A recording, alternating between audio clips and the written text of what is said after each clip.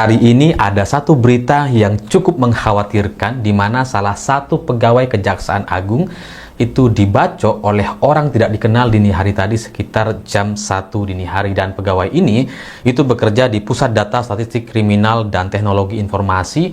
Dan kemudian ketika dia dibacok secara kronologi ini, katanya ada 2 orang yang mengendarai motor dan kemudian melakukan pembacokan, dan setelah dibacok ya ditinggalkan, cuma dimaki-maki gitu ya, mampus lu gitu ya. Dan kemudian setelah itu orang yang melakukan atau membacok ini kemudian pergi begitu saja. Dari kronologi yang disampaikan oleh pihak Kejaksaan Agung ini sepertinya motifnya dendam gitu, karena kalau tujuannya ekonomi atau tujuannya untuk begal gitu ya, kan biasanya kan diambil motornya, diambil barangnya, misalkan ada dompetnya atau HP-nya yang diambil biasanya gitu ya. Tapi ini nggak ada yang diambil, hanya pelakunya itu maki-maki atau bilang mampus lu gitu ya. Jadi sepertinya ini adalah motif dendam terhadap salah satu pegawai Kejaksaan Agung, dan itu masih perlu kita tunggu lagi ke depan sebenarnya apa tujuan dan maksud. Tapi dari sini saja itu udah kelihatan bahwa ini bukan begal atau tujuan untuk mengambil barang. Nah, selain soal motif aslinya apa yang patut kita tunggu, selanjutnya juga ada pertanyaan, siapa yang melakukan ini? Siapa pihak yang mau menyerang staf atau pegawai Kejaksaan Agung? Karena berani-beraninya gitu kalau orang biasa gitu ya. Kalau orang kayak kita gitu ya diserang ya mungkin karena memang kita nggak punya backup gitu. Tapi ini pegawai Kejaksaan Agung, dan itu pasti akan rame nih kalau sampai kemudian dia diserang gitu ya. Sehingga kita masih menunggu siapa pelakunya. Tapi kalau kita mau memprediksi, kalau kita mau mengira-ngira atau mencurigai siapa sih pelaku dari pembacokan atau penyerangan ini, ya mungkin itu ada hubungannya dengan kasus yang sedang ditanganin, atau ini berhubungan dengan jaksa secara umum gitu ya. Dan kasus terdekat yang mungkin itu bisa menjadi pengaruh atau membuat kelompok orang tidak sepakat atau tidak suka dengan jaksa adalah kasus yang melibatkan Budi Ari sebelumnya. Karena secara tiba-tiba dalam surat dakwaan jaksa, nggak tiba-tiba sih dia, secara mengejutkan dalam surat dakwaan jaksa itu Budi Ari disebut mendapatkan fee sebesar 50% dari proyek pengamanan website judi online. Dan gara-gara surat dakwaan jaksa ini itu bikin gempar banyak orang, dan kemudian jadi kaget karena ternyata Budi Ari masuk di dalamnya. Dan bahkan Budi Ari dan Projo juga nggak terima dengan beredarnya surat dakwaan jaksa itu, dan menyebutkan bahwa itu framing, hoax, fitnah dan sebagainya. Tapi setelah narasi-narasi yang dibangun sama Projo dan Budi Ari soal framing, hoax atau fitnah dan menyerang pribadi dan sebagainya itu, ternyata Kejaksaan Agung itu pasang badan gitu ya, bahwa apa yang disampaikan dan dibacakan oleh jaksa dan sudah dituliskan itu pasti berdasarkan bukti dan fakta lapangan. Jadi jaksa penuntut umum itu tidak bisa kemudian keluar dari hasil penyidikan atau bukti-bukti yang mereka sudah dapatkan. Sehingga kalau Budi Ari sudah disebutkan di situ, ya pasti itu sudah sesuai fakta bahwa Budi Ari memang terlibat dan ada di dalamnya. Saya juga agak kaget ketika Kejaksaan Agung kemudian memberikan pembelaan kepada jaksa penuntut umum dalam kasus judi online atau pengamanan website judol ini. Tapi ya itulah Kejaksaan Agung yang kita kenal gitu ya, yang kadang-kadang memang suka bikin kejutan. Karena dengan satu pernyataan Kejagung itu kemudian memastikan bahwa semua narasi-narasi yang dibangun sama Projo ataupun Budi Ari itu jadi otomatis terpatahkan. Dan 3 hari setelah Kejaksaan Agung memberikan klarifikasi atau pasang badan kepada jaksa penuntut umum dan mengatakan bahwa nama Budi Ari yang masuk dalam surat dakwaan jaksa itu dipastikan berdasarkan fakta. Hari ini 3 hari setelahnya ini kemudian muncul insiden pembacokan kepada staf Pusat Data Statistik Kriminal dan Teknologi Informasi. Saya nggak tahu apakah ini akan ada hubungannya dengan judi online dan sebagainya, tapi kok cukup dekat sekali gitu ya. Dari sisi posisi atau jabatannya itu, ini termasuk teknologi dan informasi, dan itu dekat sekali dengan judi online, sehingga ini semakin mencurigakan apakah kemudian ini ada kaitannya dari mafia-mafia judol yang tidak terima kepada jaksa penuntut umum yang sebelumnya menyebut nama Budi Ari atau sedang memproses kasus judi online di Indonesia. Karena apa yang dilakukan oleh jaksa, oleh aparat penegak hukum dengan kemudian menuntut 24 orang staf kementerian, itu memang pasti akan mengganggu bisnis mafia judi online di sini gitu.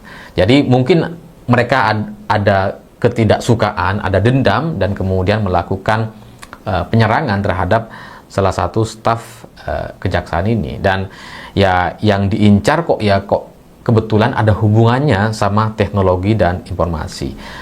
Ya kita masih menunggu juga apakah ini ada kaitannya atau enggak, tapi kemarahan yang seperti ini tuh cukup beralasan gitu, karena ya namanya mafia judol gitu ya, ketika bisnisnya diganggu, ketika bisnisnya dihentikan, dan kemudian para pengaman atau orang-orang yang selama ini menjadi bos mereka atau mengamankan supaya website judol mereka itu tetap bisa diakses sama masyarakat, dan kemudian sekarang mereka semua ditahan, ya mungkin mafianya merasa nggak terima gitu, merasa jengkel.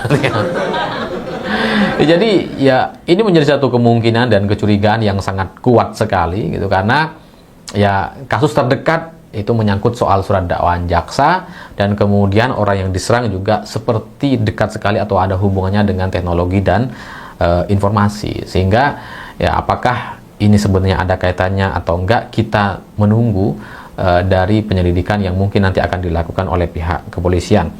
Karena alasan penyerangan terhadap staf Kejaksaan Agung ini ya pasti cuma dua. Alasan utamanya pasti soal dendam. Kemungkinannya cuma dua. Ya, halo teman-teman, kembali lagi bersama saya di channel ini, channel NES 2045 yang membahas seputar politik, pendidikan, hingga budaya. Menarik teman-teman membahas soal Budi Ari. Si Budi Ari terlibat judol lagi ya, kurang lebih seperti itulah ya. Ini udah lama sekali sebetulnya indikasi-indikasi ini, dugaan-dugaan ini, dan sekarang ya muncul lagi dan sudah terdakwa ya.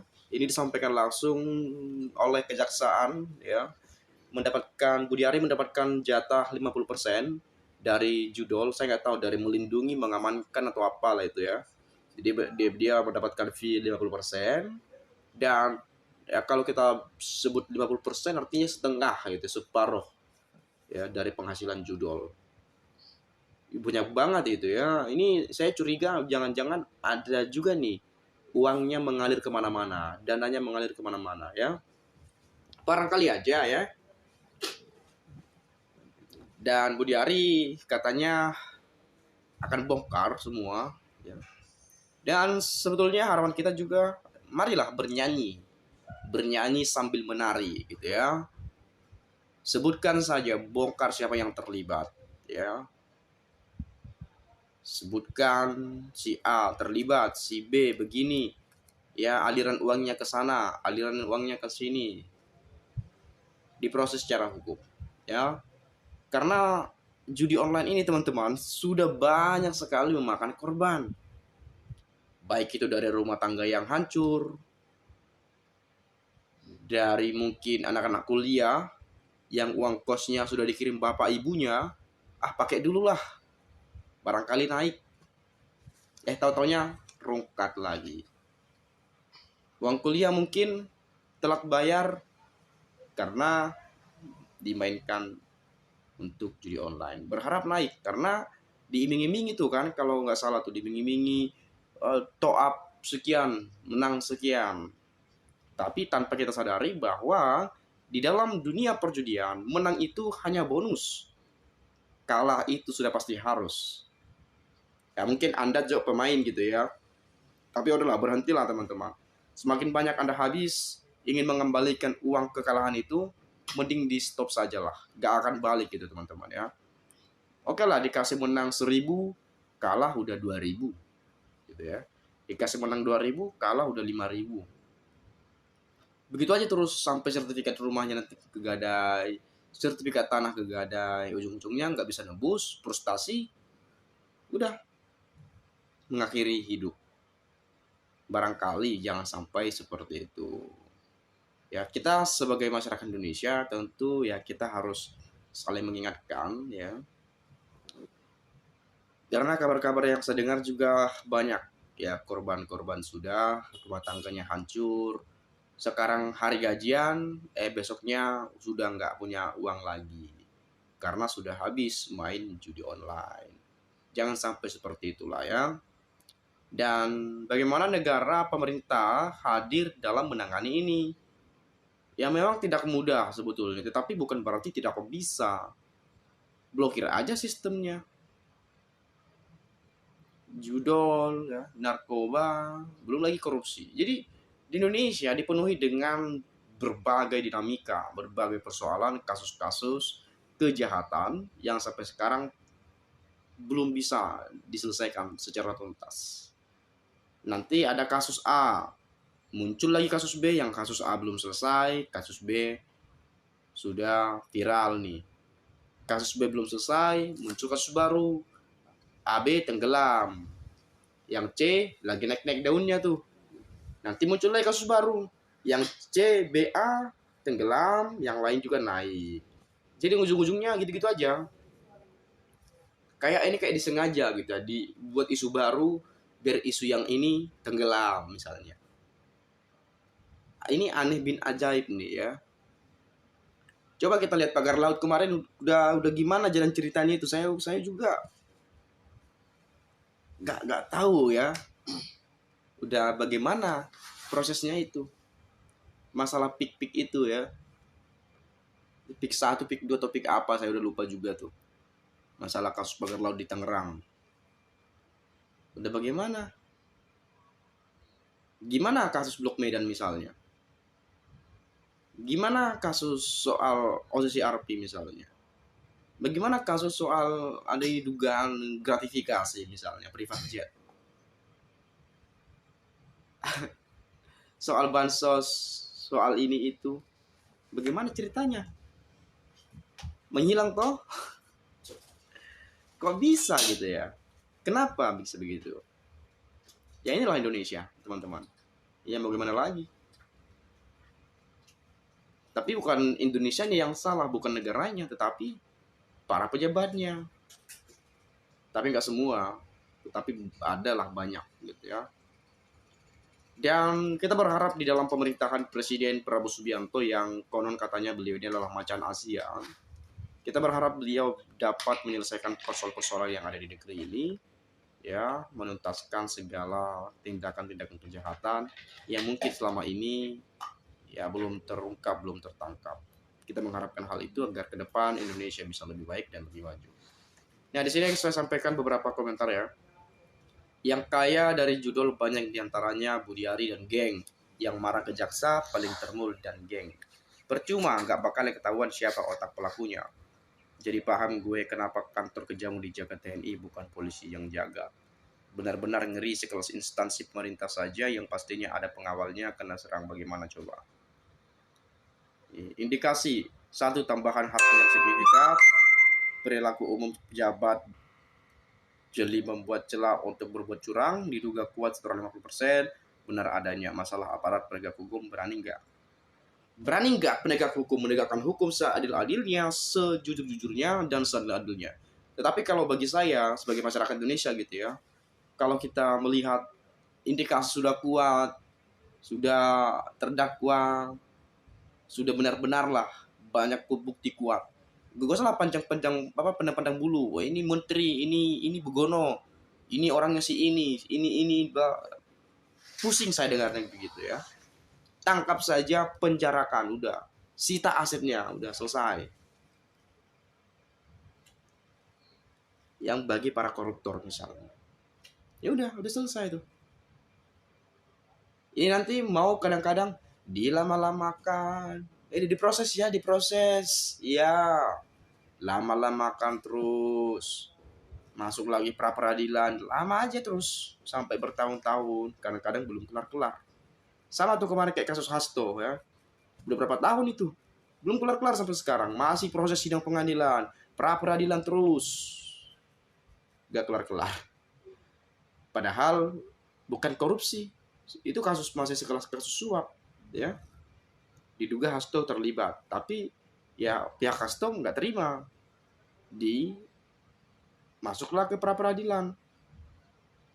Padahal statusnya suap, bukan korupsi. Bagaimana kalau korupsi itu? Yang uangnya banyak misalnya, kan bisa aja bertele-tele. Jadi makanya saya katakan bahwa tingkat kepercayaan masyarakat Indonesia terkait penegakan hukum di negeri ini sudah banyak sekali merosot, sudah berkurang, bahkan bisa kita katakan nggak percaya lagi. Ya mungkin itu saja lah menurut pandangan hemat saya ya. Kalau mungkin teman-teman punya pendapat lain boleh silakan sampaikan. Saya minta maaf kalau ada penyampaian ucapan dan kata-kata yang tidak menyenangkan, tidak bermaksud untuk memprovokasi, mungkin masa lalu, apalagi dituduh sebagai wajar-wajar politik atau apalah itu ya. Kita terlibat dalam hal-hal seperti itu.